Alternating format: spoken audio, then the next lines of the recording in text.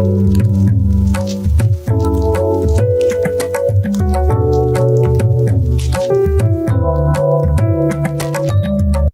बदल रही है और बदल रहे हैं ना सिर्फ युद्ध के मायने बल्कि सैन्य नेतृत्व भी। नमस्कार, मैं हूं अमृतांश अरोरा और आप देख रहे हैं the print Hindi soft cover. आज हमारे साथ जुड़े हैं retired major general Anil Sengar, जो हमसे बात करेंगे अपनी किताब be know do of leadership के हिंदी अनुवाद भारतीय सेना में लीडरशिप के गुरु मंत्र के बारे में। सर, आपका the print Hindi soft cover में स्वागत है। शुक्रिया। सर, मैं दर्शकों को ये भी बताना चाहूंगा कि ये अनुवाद जिसे प्रभात प्रकाशन ने प्रकाशित किया है, 4 भागों में बटी हुई है। जनरलशिप को समझना, जनरलशिप का ज्ञान, सेना नायकत्व का कर्म व भविष्य का सेना नायकत्व। सर, आपसे मेरा पहला सवाल किताब में आपने एक पंक्ति लिखी है उसके बारे में है। अपनी किताब में आप लिखते हैं, जनरलशिप आपको सम्मति पर ले जा सकती है, सम्मति आपको युद्ध नहीं जिता सकती। क्या आप दर्शकों को इस विश्लेषण के बारे में थोड़ा और बताना चाहेंगे? जी हाँ, ये एक बहुत एक्चुअली जरूरी सवाल है जो आपने सबसे पहले पूछा। और सम्मति के साथ मैं एक ये शब्द जोड़ना चाहूंगा, अनुपालन। तो अगर मैं इसको इंग्लिश में बोलता हूं तो ये एक कंप्लायंस की बात करते हैं हम। और ये कॉन्सेप्ट जो मैं यहाँ पर बोलने की कोशिश कर रहा हूँ वो कमांड और लीडरशिप का जो एक इक्वेशन है उसको समझाने की कोशिश कर रहा हूं मैं। तो जब आप जनरलशिप बोलते हैं तो ये एक आपकी ऑफिशियल अथॉरिटी पोजीशन है जो कि गवर्नमेंट के हुक्म के द्वारा आपको वहां पर रखा गया है। और यही चीज लागू होती है कॉर्पोरेट में भी या गवर्नमेंट के बाकी विभागों में भी। तो जो हुक्म आदमी अपनी ऑफिशियल अथॉरिटेटिव पोजीशन से देता है उसका अनुपालन होता है। और लेकिन ये ह्यूमन नेचर है कि 80% आदमी उतना ही अनुपालन करेंगे मिनिमम जिनके करने से उनका काम चल जाए। और खासकर ये गवर्नमेंट में ज्यादा एप्लीकेबल है। जब हम युद्ध की बात करते हैं तो युद्ध एक सीरियस बिजनेस है जिसमें हिस्सा लेने वाले ऑफिसर जवानों की को पता है कि शायद कल उगने वाला सूरज शायद वो नहीं देखेंगे। फिर उनके दिमाग में डर, जो कि एक नेचुरल चीज है, पीछे उनके बच्चे, फैमिली, पेरेंट्स, डिपेंडेंट, सबका ख्याल आता है। तो जो हुक्म सिर्फ अथॉरिटेटिव पोजीशन से दिया गया है तो कहीं हो सकता है कि उसमें कुछ लोग ऐसे हों जो डर, अपनी फैमिली रिस्पॉन्सिबिलिटीज के कारण शायद उस काम में थोड़े कम पाए जाएं। लेकिन इस जनरलशिप या आपकी पोजीशन ऑफ अथॉरिटी में अगर आप लीडरशिप ऐड करते हैं, जब वो कमांडर लीडर बन जाता है तो अपने कमांड, उसके नीचे वाले आदमियों के साथ उसका एक ट्रस्ट स्टैब्लिश होता है। तो उसकी कमांड को इस बात से भरोसा होता है कि जो मेरे कमांडर ने मेरे को हुक्म दिया है वो सारी चीजों को देखकर दिया है जिसमें मेरी सेफ्टी, सिक्योरिटी, मिशन अकम्प्लिशमेंट सारी चीजें शामिल है। और ये लीडरशिप एक मॉरल पोजीशन होती है। इस आपको कोई जनरल तो बना सकता है लेकिन आपको कोई लीडर नहीं बना सकता है। आपको कोई सीईओ तो बना सकता है लेकिन आपको लीडर नहीं बना सकता है। तो जब कमांड और लीडरशिप आपस में मिल जाते हैं तो जब कमांड अनुपालन करता है तो लीडरशिप क्या करता है, उसी को कमिटमेंट, डेडिकेशन और मिशन अकम्प्लिशमेंट का जो जज्बा है उसमें बदल देता है। और ये चीज जरूरी होती है कि लड़ाई, युद्ध जिसमें कि आपकी जान, लाइफ और लिम्ब को खतरा है, ऐसी कठिन परिस्थितियों में मिशन अकम्प्लिशमेंट के लिए आपको अनुपालन नहीं, कमिटमेंट और डेडिकेशन जो कि एक लीडरशिप का रिजल्ट है वो जरूरी है। ये मैं इस किताब में, ये इस लिखने से मैं ये बात समझाने की कोशिश कर रहा हूँ।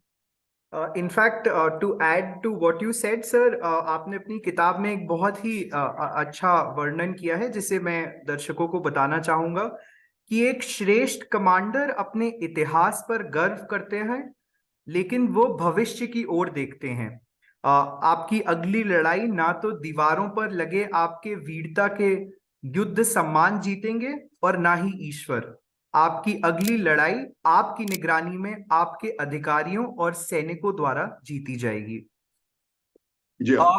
मेरा अगला सवाल आपसे इस बारे में है सर। आप अपनी किताब में ये भी लिखते हैं कि जनरलशिप पहाड़ी के पार और उसके इर्द गिर्द के किनारों को देखने की समझ है। मैं चाहूंगा कि आप इस बात को रोजमर्रा के सैन्य जीवन के एक उदाहरण के साथ दर्शकों को समझाएं। Thank you. ये जो बात आपने पूछी है, पहाड़ी के पार देखना, उसके कोने इर्द गिर्द में देखना, इसका जो ताल्लुक है एक लीडरशिप की बहुत जरूरी जो रिक्वायरमेंट है, जिसको आप इंग्लिश में विजन बोलते हैं और हिंदी में दूरदृष्टि बोलते हैं। ये एक बहुत ही जरूरी लीडरशिप रिक्वायरमेंट है। आज आप देखिए, जैसे आपने शुरू में बोला कि दुनिया बहुत तेज गति से बदल रही है और इस एनवायरनमेंट को एक मिलिट्री टर्म है जो बहुत अच्छी तरीके से उसको एक्सप्लेन करता है, जिसको बोलते हैं VUCA. VUCA। We for vulnerability, you for uncertainty, C for complexity and ambiguity. चीजें इतनी तेजी से बदल रही हैं। एक साल पहले अमेरिका अफगानिस्तान में लड़ रहा था, कोविड था, कोविड से दुनिया की इकोनॉमी सारी बर्बाद हो गई। आज वही बात, यूक्रेन की लड़ाई से सारी दुनिया इफेक्टेड है।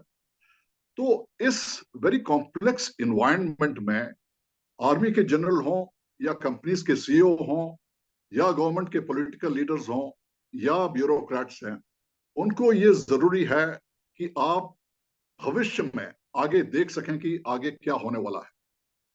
और जब आपके पास ये दूरदृष्टि होती है, आपके पास विजन होता है कि आप एक्यूरेटली फ्यूचर को देख सकते हैं, तो आप टाइम पर चेंज मैनेजमेंट कर सकते हैं फ्यूचर के लिए रेडी होने के लिए।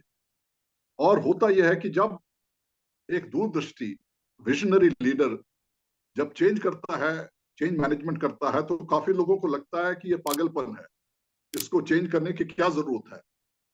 इस बात में मैं ये एम्फसाइज करना चाहूंगा कि यदि आप लीडर, अगर आपकी दूरदृष्टि नहीं है, विजन नहीं है, और आप उस समय चेंज इनिशिएट करते हैं जब चेंज जरूरी लगता है, तब you have miss the bus, then you will always be reactive. तब आप रिएक्ट करेंगे, और क्योंकि आप रिएक्ट कर रहे हैं, तो आप हरदम अपने प्रतिद्वंदी, अपने कॉम्पिटिटर, चाहे आप कॉर्पोरेट में हो या गवर्नेंस में हो या आर्मी में हो, you will be chasing your enemy and you'll be reacting to the changes of what your adversary does and not what you should be doing. And that is what I am, इसी बात को मैं कहना चाहता हूं। और एक इसका बहुत सुंदर एग्जाम्पल है ये। मैं इंडिया का एग्जाम्पल तो नहीं है, लेकिन मैं इसलिए दे रहा हूं क्योंकि इससे बेहतर एग्जाम्पल विजनरी और चेंज मैनेजमेंट का नहीं है। अमेरिकन एयरफोर्स में एक 91st वर्ल्ड वॉर में एक फाइटर पायलट थे जिनका नाम था कर्नल बिली मिचेल। अब कर्नल बिली मिचेल ने फर्स्ट वर्ल्ड वॉर के टाइम ही बोला था कि एयरफोर्स आर्मी का हिस्सा नहीं हो सकती है। एयरफोर्स एक खुद ब खुद एक इंडिपेंडेंट आर्म होना चाहिए, क्योंकि उसकी ये काबिलियत है। और जिस हिसाब से उनकी सीनियर मिलिट्री लीडरशिप और उनकी जो पॉलिटिकल लीडरशिप थी, उन्होंने फौज को नेग्लेक्ट किया। वो बड़े क्रिटिकल थे उनके सीनियर मिलिट्री लीडरशिप और पॉलिटिकल लीडरशिप के। तो उनका कोर्ट मार्शल भी हुआ। उन्होंने कहा था 1925 में कि अगले युद्ध के लिए आपको एयरक्राफ्ट कैरियर चाहिए। जब उन्होंने ये बात बोली थी, तो उस समय के स्टंट पायलट थे, वो बोलते थे कि ये पागलपन है ऐसा सोचना कि हवाई जहाज से कौन सा जहाज हवाई जहाज पे उतर सकता है, वहां से उड़ सकता है। और 1925 में उन्होंने ये प्रिडिक्ट किया था कि एक ना एक दिन अमेरिका का जो पैसिफिक फ्लीट का हेडक्वार्टर पर्ल हार्बर हवाई में है, उसको जापान एयरक्राफ्ट कैरियर के द्वारा हमला करेगा। और 90 पर्ल हार्बर फिर सेकेंड वर्ल्ड वॉर में एग्जैक्टली वही हुआ। तो ये एक दूरदृष्टि, पहाड़ों के पार देखना, फ्यूचर को देखने का एक बहुत बेहतर मिसाल है। और अगर आप ये नहीं करेंगे, तो आप कभी भी फ्यूचर के लिए तैयार नहीं होंगे। मैं इस बात को यहाँ पर बोलना चाहता हूँ। इनफैक्ट आपने अपनी किताब में भी कुछ लाइनें लिखी हैं जो इस दूरदर्शिता के बारे में बात करती हैं। एक तो मैं दर्शकों को बताना चाहूंगा, आपने लिखा है कि भविष्य के युद्ध अभूतपूर्व तौर पर राष्ट्रीय भावना पर आधारित होंगे। और दूसरी चीज जो मुझे स्ट्राइक करी, एक बहुत ही अच्छा आपने विश्लेषण लिखा है कि किस्मत आपको किसी झड़प में जिता सकती है परंतु युद्ध में नहीं। सही है। जी।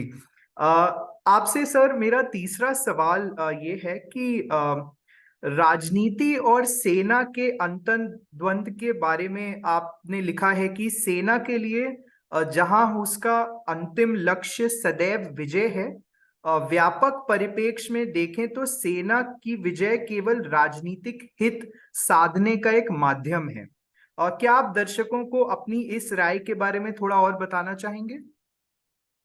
जी हाँ। एक फौजी होता है, उसका उसको टास्क मिला होता है कि आपने युद्ध जीतना है।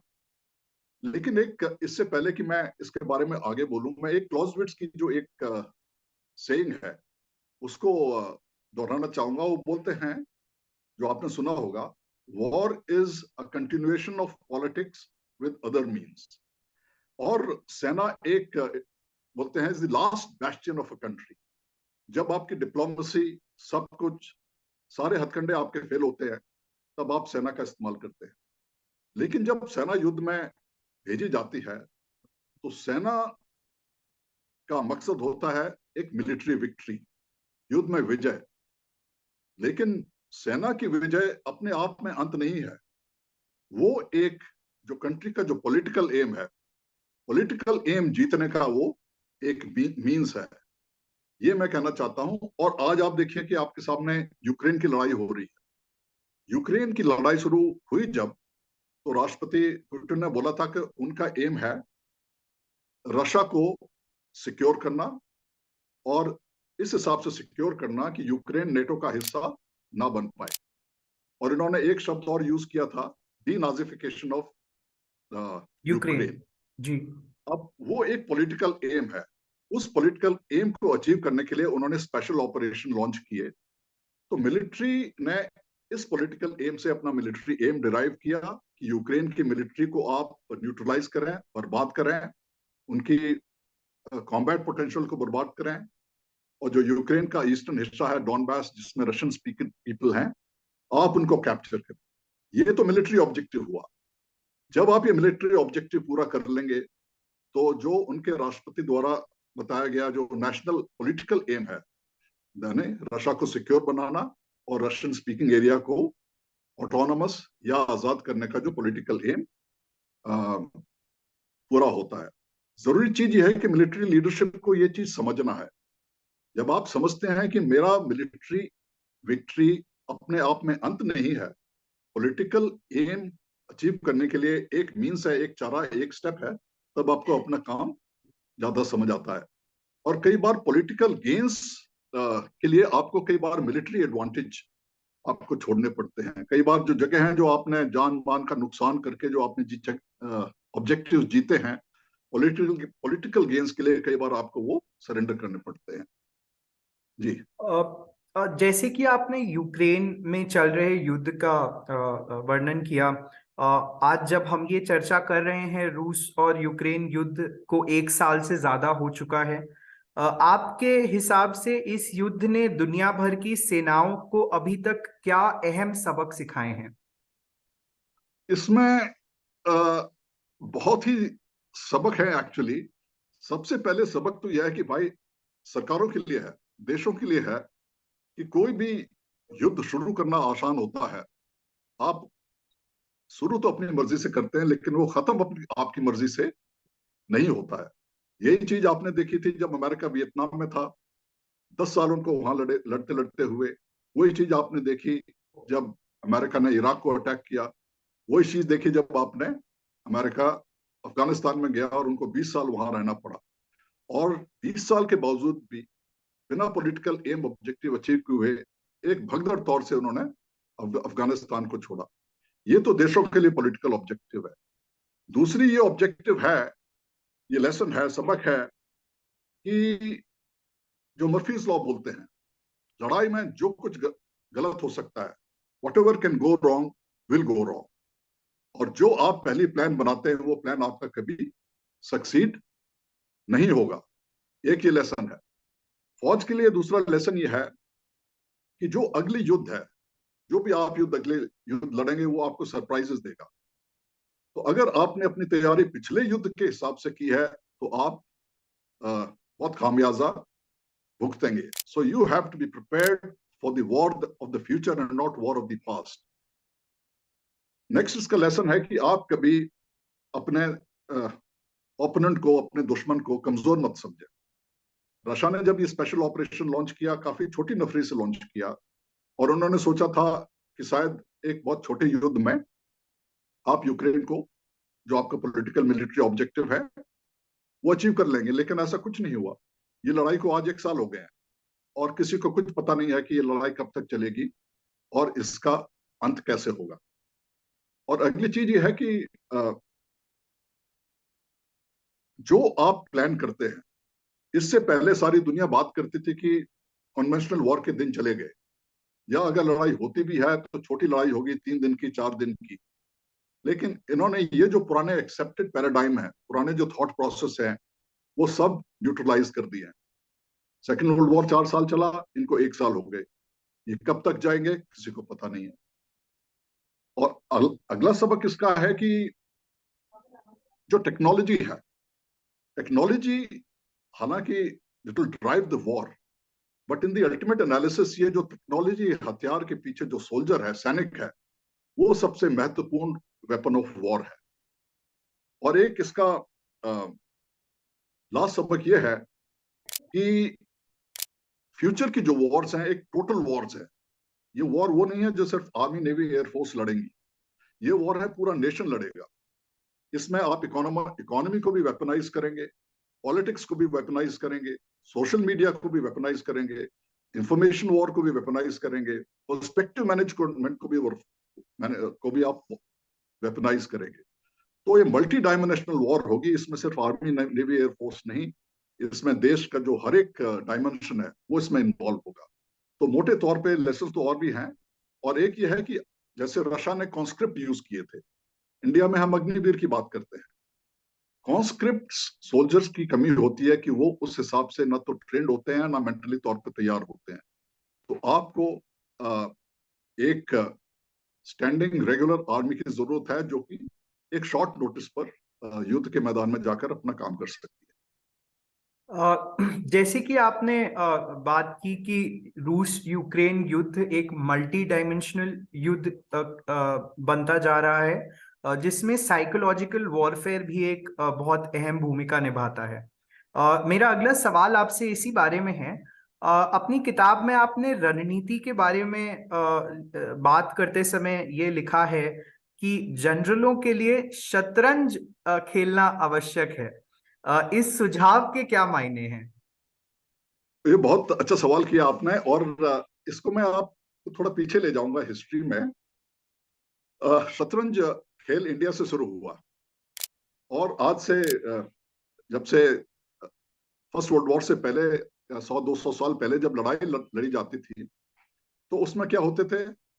सोल्जर्स होते थे, हाथी घोड़े, कैवलरी होती थी, हाथी होते थे, किंग क्वीन, ये सब चीजें होती थी। तो ये जो खेल इंडिया में शुरू हुआ, इसका संस्कृत का नाम है चतुरंगा, 4 अंग। और 4 अंग जो इसमें इस खेल में इस्तेमाल होते हैं वो सारे फौजी हैं। जिसको आप प्यादा बोलते हैं वो इन्फेंट्री सोल्जर है, जिसको आप नाइट या घोड़ा बोलते हैं वो आज पिछले जमाने की कैवलरी, आजकल के जमाने की टैंक और मैकेनाइज्ड फोर्सेस हैं। और इसी हिसाब से जब जिसको आप ऊंट या बिशप बोलते हैं, वो एक दूसरे एलिमेंट ऑफ वॉर हैं जिनकी रीच, इंड्योरेंस ज्यादा है। और आप एलिफेंट बोलते हैं। मतलब उस समय ये लड़ाई में युद्ध होते थे। इन्हीं की जगह अभी दूसरे वेपन सिस्टम आ गए हैं, जो इनकी कैपेबिलिटी है उसी हिसाब से ये जो चेस की पीसेस हैं बोर्ड पर चलते हैं। इन्फेंट्री धीरे चलती है तो वो एक खाना चलता है, घोड़ा ऑब्स्टिकल पार कर सकता है तो वो उस दूसरों के ऊपर से जंप करके अपनी चाल चलता है। इसी हिसाब से बिशप, ऊंट जो है, इंड्योरेंस होता है, वो लंबी चाल चल सकता है। तो ये सारी चीजें हैं जो आप चेस बोर्ड पे देखते हैं, वही चीज आप युद्ध के मैदान में देखते हैं। तो युद्ध का जो मैदान है एक बहुत बड़ा चेस बोर्ड है।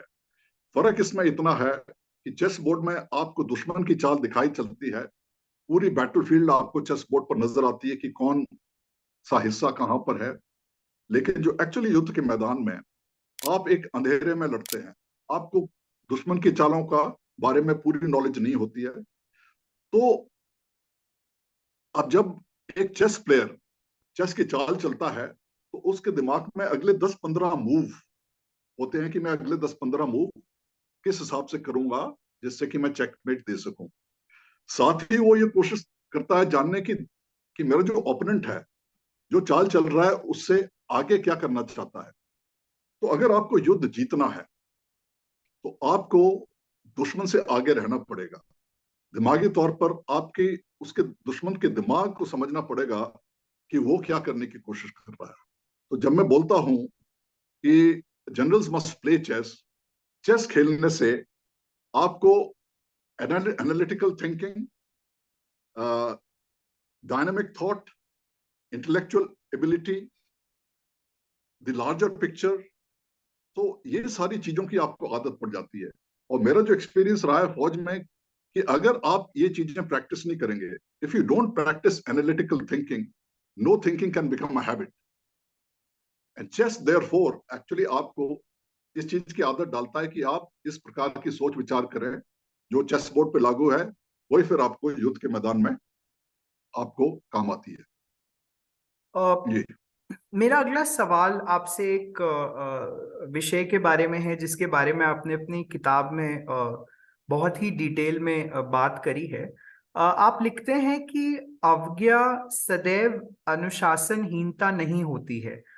मेरे दर्शकों को मैं बताना चाहूंगा, इसका लूज ट्रांसलेशन ये हुआ कि disobedience is not always in discipline. इस बारे में आप दर्शकों को सर थोड़ा सा और बताना चाहेंगे? या एक्चुअली जब मैं बोलूं कि कंस्ट्रक्टिव डिसोबीडियंस या positive defiance, this is on the face of it देखने में लगता है कि इनडिसिप्लिन है ये। लेकिन मैं कुछ एक एग्जांपल दूंगा जिससे ये साफ जाहिर है कि वो ऑर्गेनाइजेशन जो dissent, open discussion, fearless disagreement और कंस्ट्रक्टिव डिसोबीडियंस परमिट करता है, वो उन ऑर्गेनाइजेशन को फेटल डिसीजंस लेने से प्रिवेंट करता है। और क्या होता है कि खासकर फौज एक ऑटोक्रेटिक हायरार्किकल स्ट्रक्चर है, ऑटोक्रेटिक टाइप ऑफ इन्वायरमेंट होता है फौज में। तो जो नीचे वाला आदमी है वो रिलेक्टेंट होता है ऊपर वाले के से डिसएग्रीमेंट करने के लिए। इसमें कई कारण होते हैं, जिसमें उसका पर्सनल करियर है, कई चीजें हैं। और क्योंकि इन्वायरमेंट ऐसा है तो आपकी आदत हो जाती है कि जो ऊपर वाला बोलता है उसको करने की। अब इसका मैं एक इतना सुंदर एग्जाम्पल दूंगा इंडिया के कॉन्टेक्स्ट में। काफी लोगों को नहीं पता होगा कि 1967 में चाइना बॉर्डर पर नथुला में एक लड़ाई हुई थी, लड़ाई जिसको बोलते हैं वाटरशेड वॉर। अब ये जो नथुला है उसी के साथ में, नथुला इंडिया के 17 डिवीजन का हिस्सा था और उसी के नेबरिंग एक और पास था जिसका नाम था जलेपला, और जलेपला एक दूसरी डिवीजन का हिस्सा था। तो जब 1965 में पाकिस्तान और इंडिया की लड़ाई हो रही थी तो इंडिया पर प्रेशर डालने के लिए चाइना ने सिक्किम के ऑपोजिट अपनी फोर्सेस बिल्ड करना शुरू कर दी थी। और इंडिया को उन्होंने एक डायरेक्शन दिया कि आप नथुला और जलेपला पास को विकेट करें। अगर नथुला और जलेपला पास को आप विकेट करते हैं तो वहां से आपका जो गैंगटॉक, चुंबी वैली और नीचे जो चिकन स्नेक होता है वो बहुत सीरियसली थ्रेटन हो जाता है। तो उस समय जो मिलिट्री लीडरशिप थी उन्होंने 62 वॉर की लेसन लर्न करके ये प्लान बनाई कि हम अपनी फौज नाथुला जलपला से विड्रॉ करके डेप्थ में 15-20 किलोमीटर पीछे हम अपना युद्ध करेंगे। तो जो 27 डिव की जो जलपला के कमांडर थे उनको, दोनों कमांडर को आदेश दिया गया कि आप जलपला और नथुला पास को विकेट करके पीछे डिफेंसेस ऑक्यूपाई करें। और जलपला जो का जो कमांडर थे उन्होंने जलपला को पास को विकेट कर दिया और उसको तुरंत चाइनीज ने ऑक्यूपाई कर लिया, जो आज भी चाइनीज के पास है। लेकिन जो डिवीजन जिसकी जिम्मेवारी नथुला में थी, उनके कमांडर थे major general Sagat Singh. Major general Sagat Singh ने बड़ी सोच विचार करके इन्होंने पक्का यकीन किया कि ये पास मैं छोड़ नहीं सकता हूं। अगर मैंने ये पास छोड़ दिया तो पूरे देश के लिए एक बहुत बड़ा संकट खड़ा हो जाएगा और आपका गैंगटॉक, तमाम सिक्किम बहुत सीरियसली थ्रेटन्ड हो जाएगा। And he disobeyed the orders of his core commander and the army commander. He said, ये मेरा डिवीजन है, इसमें मैं वैसे लड़ूंगा जैसे मैं लड़ना चाहता हूँ। और उस समय मोबाइल फोन नहीं होते थे। इन्हें पता है कि जब थोड़ी बहुत स्कर्मिश हुई तो उनके ऊपर प्रेशर पड़ेगा। वो अपना हेडक्वार्टर छोड़ के आगे निकल गए, चले गए, जिससे उन्हें बात ही नहीं करनी। फाइनली हायर कमांडर्स ने इनकी बात को समझा और इन्होंने नथुला को विकेट नहीं किया। फिर नथुला में चाइना के साथ लड़ाई हुई, 3-4 दिन की लड़ाई, जिसमें इंडियन 88 सोल्जर्स मारे गए और 100-150 सोल्जर्स इंजर हुए। 40 चाइना के तकरीबन 400 से 500 सोल्जर मारे गए, बहुत इंजर्ड हुए। और ये इंडिया की एक मॉरल विक्ट्री थी। और उस 67 ने जो 1962 वॉर के जो घोष थे, जिसमें इंडियन आर्मी ने एक बहुत शिकस्त सफर की थी, जो पूरे नेशन के लिए एक ह्यूमिलिएशन था, इस मेजर जनरल सगत सिंह की डिफाइंस के कारण चाइना को लेसन लगा और अगले 50 साल तक चाइना के साथ हमारे एक भी गोली फायर नहीं हुई। And this is the finest example in Indian history of defines is not indiscipline always. जैसे कि आपने मेजर जनरल सगत सिंह का एग्जाम्पल दिया, आपने अपनी किताब में भी एक लाइन लिखी है जो मैं दर्शकों को बताना चाहूंगा इसी कॉन्टेक्स्ट में, इसी संदर्भ में, कि आपकी अंतर आत्मा आपको स्पष्ट रूप से बता देगी कि इन आदेशों की अवज्ञा किया जाना महत्वपूर्ण है कि नहीं। मेरा अगला सवाल सर आपसे आपके एक्सपीरियंस के बारे में है। क्या आप दर्शकों को एक अपने जीवन से, अपने सैन्य जीवन से एक इंसिडेंट बताना चाहेंगे जो सेना के कोर वैल्यूज को डेमोन्स्ट्रेट करता है? जरूर। और ये इंसिडेंट मेरा फेवरेट इंसिडेंट है और इसमें मैं पर्सनली इन्वॉल्व था। 1986 में हमारी पलटन, मेरी पलटन 5 गार्ड्स है, एक बहुत जबरदस्त पलटन है हमारी, 1986 में सियाचिन ग्लेशियर में थी। और उस समय सियाचिन ग्लेशियर शुरू शुरू का डिप्लॉयमेंट था 84 के बाद। लाइफ वहां पर काफी डिफिकल्ट थी, उस समय रिसोर्सेज नहीं थे। तो हमारे एक सूबेदार मेजर होते थे, सूबेदार मेजर दीवान सिंह। ये उत्तराखंड के किसी रिमोट एरिया के थे, पलटन में आए थे, करीब 60-65 में आए थे ये। और जितनी मिनिमम एजुकेशन क्वालिफिकेशन होती है उस समय, आप देखिए 60-65 में रिमोट उत्तराखंड में किस टाइप के स्कूल रहे होंगे, तो 5वीं क्लास पास थे कागज पर। लेकिन ये उस समय सूबेदार मेजर थे। तो एक दिन पाकिस्तान की गोलाबारी से हमारे 3 जवानों की डेथ हो गई, वो शहीद हो गए। और उसी दिन मैं उस पलटन में एडजुटेंट की ड्यूटी कर रहा था। तो जो हमारे हेड क्लर्क थे मेरे पास आए और उन्होंने मेरे को एक टेलीग्राम पकड़ाया। टेलीग्राम पढ़ा तो मैंने उसमें लिखा था टेलीग्राम में, सूबेदार मेजर दीवान सिंह के लड़की उत्तराखंड में स्टोर फटने से उनकी डेथ हो गई है, उनको जरूर जल्दी से जल्दी भेजें।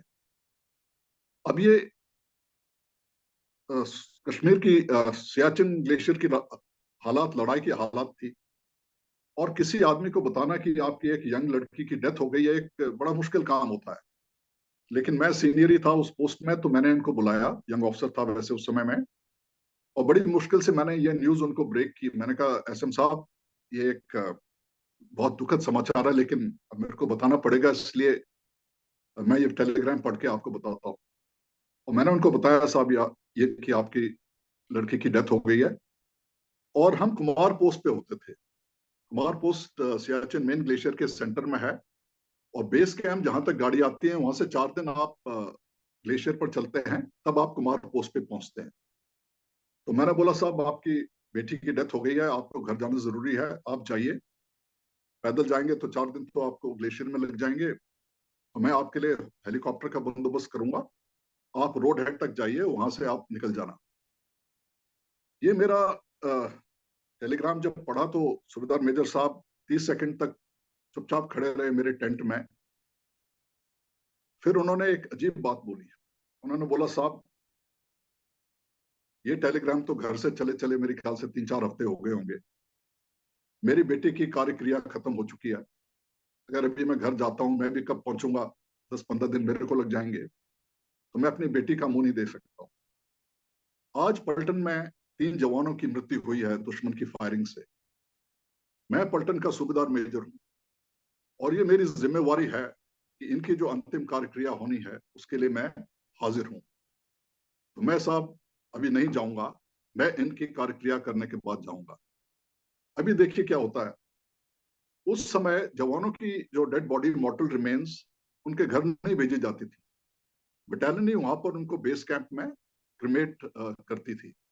तो जो मॉर्टल रिमेन्स है इनको हेलीकॉप्टर से ग्लेशियर से बेस कैंप में लाया जाता था और फिर वहां पर, क्योंकि वहां लकड़ी शकड़ी थोड़ी बहुत होती थी, उससे क्रिमेशन कर दिया जाता था। लेकिन मौसम या कई कारणों से ये 3 जवानों की जो डेड बॉडी थी वो बेस कैंप में नहीं ला पाए।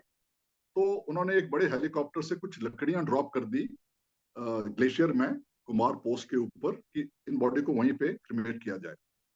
अब आपको मालूम है, जिन दर्शकों को नहीं मालूम है, कि 15,000 16,000 फुट की हाइट पर अगर आप जो भी चीज बड़ी मुश्किल से जलती है, अगर आपको दाल बनाने में आधा घंटा लगता है प्लेन्स में, तो वहां पर आपको 2 घंटे लगते हैं दाल बनाने में।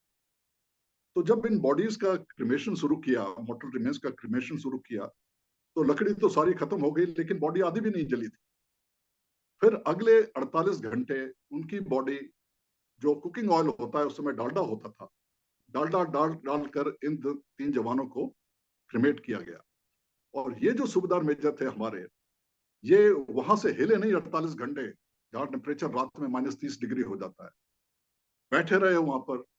और जब इन जवानों का क्रिमेशन इस हिसाब से हुआ पूरा, तो इन्होंने 3 जवान, जो वो भी उत्तराखंड के थे, उन्होंने 3 जवान की अस्थियां की 3 कलश तैयार किए। उन तीनों कलश को लेके वो वहां से गए और सबसे पहले उन जवानों के घर में गए, उन फैमिली को, उनको उन्होंने ये उनकी अर्थी के कलश दिए। उसके बाद वो अपने घर गए जहां पर उनकी बेटी की डेथ हो गई थी। तो ये एक ऐसा एक इंडियन आर्मी के वैल्यू सिस्टम की एक सच्ची कहानी है जो मेरे साथ हुई, मेरे साथ, जो कि हमारे देशवासियों को सुननी चाहिए। और जब हम sense of duty, nationalism, patriotism की बात करते हैं, छोटी छोटी चीजें, टैक्स भरना, रोड पर ठीक से चलना, दूसरे के साथ सही बर्ताव करना, ये सारी चीजें इन सब के लिए एक बहुत अच्छा लेसन है। और इम्पोर्टेंट चीज ये है कि आजकल आप किसी भी जॉब के लिए जाइए तो लोग सीवी पूछते हैं, आपके सीवी में क्या लिखा है, आपने बीटेक किया है, क्या नहीं किया, आर्टिफिशियल इंटेलिजेंस, रोबोटिक्स क्या किया है। ये एक अनपढ़ आदमी थे, पहाड़ के, उत्तराखंड के एक रिमोट, शायद स्कूल कभी गए कभी नहीं गए, मुश्किल से मेरे ख्याल से 4th-5वीं क्लास थे।